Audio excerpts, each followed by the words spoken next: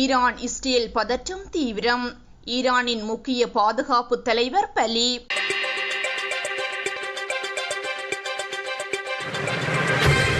Israel நடத்திய தாக்குதலில் ஈரானின் தேசிய பாதுகாப்பு சபை செயலாளர் அலி லரியானி கொல்லப்பட்டதை ஈரான் உறுதிப்படுத்தியுள்ளது. ஈரானின் உயர்மட்ட தேசிய பாதுகாப்பு சபை இன்று வெளியிட்டுள்ள அறிக்கையில் லரியானியின் மரணத்தை உறுதிப்படுத்தியுள்ளதுடன் ஈரான் நாட்டிற்காக அவர் ஆற்றிய சேவைகளையும் பாராட்டியுள்ளது. ஈரானின் முக்கிய பாதுகாப்பு அதிகாரியான அலி லரியானி கொல்லப்பட்டதாக இஸ்ரேலிய பாதுகாப்பு அமைச்சு நேற்று அறிவித்திருந்தது.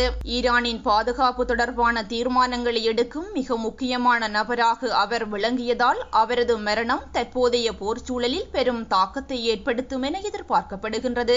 இந்த நிலையில் இஸ்ரேலிய வான்வழி தாக்குதலில் ஈரானின் உயர் பாதுகாப்பு தலைவர் அலி லரியானி கொல்லப்பட்டதற்கு தீர்க்கமான பதிலடி கொடுக்கப்படும் என ஈரானிய ராணுவ தளபதி அமீர் கடாமி அச்சுறுத்தியுள்ளார். சரியான நேரத்திலும் இடத்திலும் குற்றமிழைக்கும் அமெரிக்காவிற்கும் இரத்தவரை கொண்ட சியோனிச ஆட்சிக்கும் தீர்க்கமான வருந்தத்தக்க பதிலடி கொடுக்கப்படும் என்று கடாமி ஒரு அறிக்கையில் கூறியுள்ளார். லரியானி மற்றும் பிற தியாகிகளின் மரணங்களுக்கு பழிவாங்கப்படும் என்றும் அவர் மேலும் குறிப்பிட்டுள்ளார். ராணுவத்திலிருந்து தனித்து இயங்கும் ஈரானின் புரட்சிகர பாதுகாப்பு படை லரியானியின் மரணத்திற்கு பழிவாங்கும் விதமாக மத்திய இஸ்ரேல் மீது ஏற்கனவே ஏவுகணைகளை ஏவியுள்ளதாக தெரிவிக்கப்படுகின்றது.